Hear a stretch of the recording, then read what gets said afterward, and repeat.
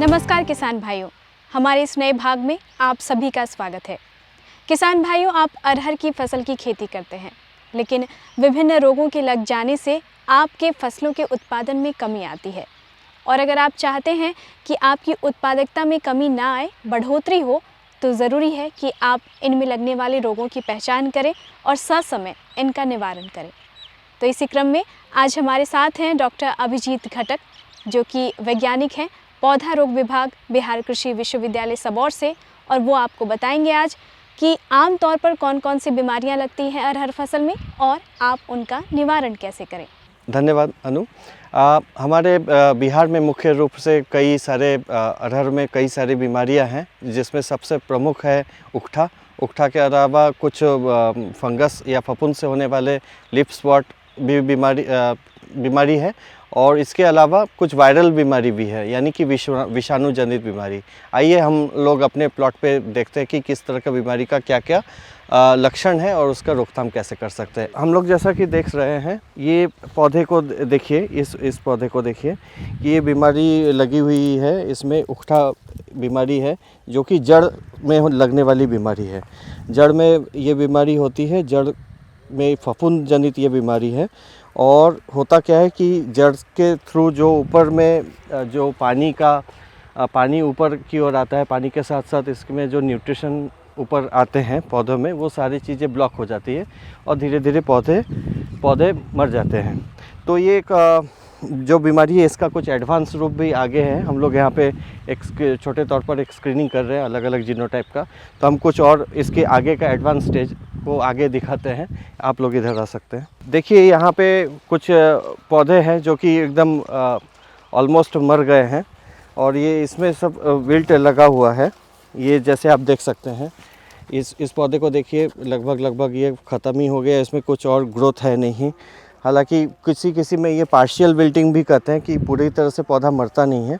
तो आप इसी के बगल वाला पौधा देखिए कि किसी तरह ये अभी जिया हुआ है, इसमें जड़ में आंशिक रूप से ये बीमारी लगी हुई है। तो अब इसके रोकथाम के लिए हम लोग क्या कर सकते हैं, उसको उपाय को देख रहे हैं। एक नंबर तो बात यह है कि हम लोग यहाँ पे कई सारे जीनोटाइप्स को स्क्रीनिंग कर रहे हैं और देखेंगे कि कौन सा प्रभेद इसमें बढ़िया परफॉर्म कर रहा है। तो उसको फिर हम लोग ब्रीडिंग लाइन को आगे ले जाएंगे और देखेंगे कि जो किसानों के लिए लाभकारी ब्रीडिंग लाइन हो, उसको फिर हम लोग किसानों को वैरायटी के रूप में देंगे। तो एक है कि रेजिस्टेंट वैरायटी को डेवलप करना। दूसरी बात है कि हमारे पास अभी अवेलेबल रिसोर्सेज क्या है। तो क्योंकि ये जड़ में लगने वाली बीमारी है, यानी कि मिट्टी के अंदर में है, तो हम लोग इसको ठीक कर सकते हैं। खेत को ठीक करने के लिए इसमें क्रॉप रोटेशन ज़रूर अपनाना चाहिए, फसल चक्र को ज़रूर अपनाना चाहिए। तो फसल चक्र को अपना सकते हैं 3 से 4 साल के लिए। दूसरी नंबर में जो बात आती है कि अगर आपके खेत में किसान भाई लगातार देख रहे हैं कि ये बीमारी आती है, तो इसके साथ साथ ज्वार की खेती इसके साथ साथ कर सकते हैं, इंटरक्रॉपिंग। ठीक है, मतलब अरहर के साथ साथ ज्वार भी लगा करके कर सकते हैं, जिससे कि ये बीमारी कई हद तक इसकी मतलब गिरावट आती है इस बीमारी में।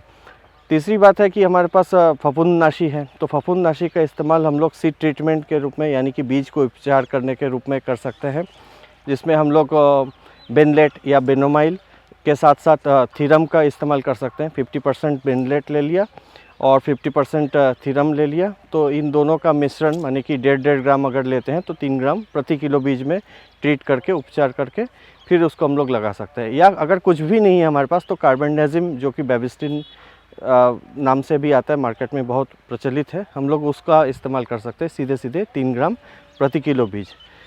और इसके अलावा हमारे पास दूसरा एक उपाय है, जो कि है जैव जीवनाशी। तो उसमें ट्राइकोडर्मा है। ट्राइकोडर्मा हमारे पास है। ट्राइकोडर्मा कोई विश्वसनीय सोर्स से ही लेना चाहिए, जैसे कि हमारे यूनिवर्सिटी भी ट्राइकोडर्मा प्रोड्यूस कर रही है। तो हम लोग कोई विश्वसनीय सूत्र से ही ट्राइकोडर्मा का इस्तेमाल लेंगे। तो उसके साथ भी हम लोग बीज का उपचारित कर सकते हैं। बीज को कैसे उपचारित किया जा सकता है, इसके लिए हम लोग एक दूसरी वीडियो बनाएंगे, जिसमें हम लोग करके भी दिखाएंगे। तो हम लोग उस पार्ट को अभी यहाँ पे छोड़ते हैं।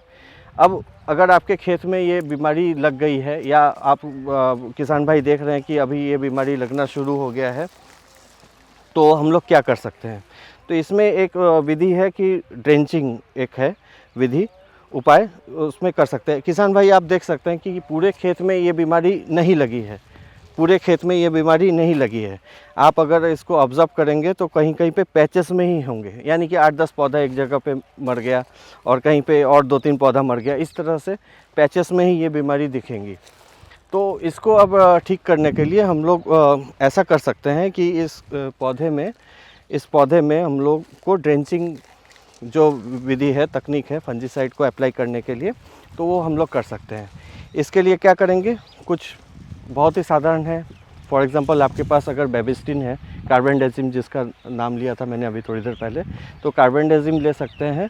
तो इसका मात्रा भी उसी तरह से ज़्यादा रहेगा, 3 ग्राम प्रति लीटर के हिसाब से।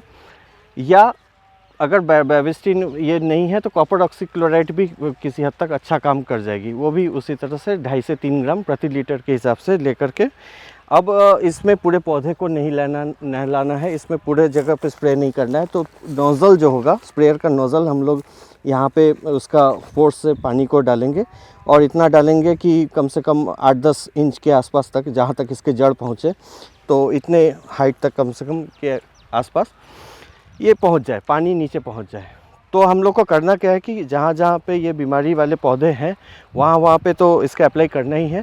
साथ ही साथ जो इसके आसपास में जो स्वस्थ पौधे हैं उसमें भी ये सेम प्रक्रिया अपनानी होगी। तो इस तरह से हम लोग इस चीज़ से निजात पा सकते हैं। किसान भाई कभी भी गलती ये ना करे कि इसको स्प्रे करना है, क्योंकि दवाई बेचने वाले बहुत सारी दवाई ऐसे ही दे देते हैं और कोई भी दवाई इसमें इस्तेमाल मत कीजिए। जो दवाई हम लोग बता रहे हैं उसी का इस्तेमाल कीजिए। और दूसरी बात है कि पत्तियों पर स्प्रे करिएगा तो ये बीमारी ठीक होने वाला नहीं है, आप सिर्फ और सिर्फ उसका वेस्टेज ही करेंगे। तो यही विधि अपनाइए जिससे कि ये बहुत हद तक ये बीमारी ठीक हो जाएगी। और उसके अलावा हम लोग जैसे कि कर रहे हैं कि नए प्रभेद को बना रहे हैं, तो आने वाले 3 से 4 सालों में नए प्रभेद भी मिल जाएंगे। बहुत बहुत धन्यवाद डॉक्टर साहब इस बहुत ही अच्छी जानकारी के लिए। तो किसान भाइयों, आपसे अगले भाग में एक अलग विषय के साथ हम फिर से मिलेंगे, एक नई कृषि से जुड़ी वीडियो के साथ। तब तक अगर आप कृषि से जुड़ी नई नई वीडियोस को देखना चाहते हैं तो हमारे YouTube चैनल को सब्सक्राइब कीजिए और सबसे पहले इस वीडियोस को देखने के लिए बेल आइकन को दबाएं।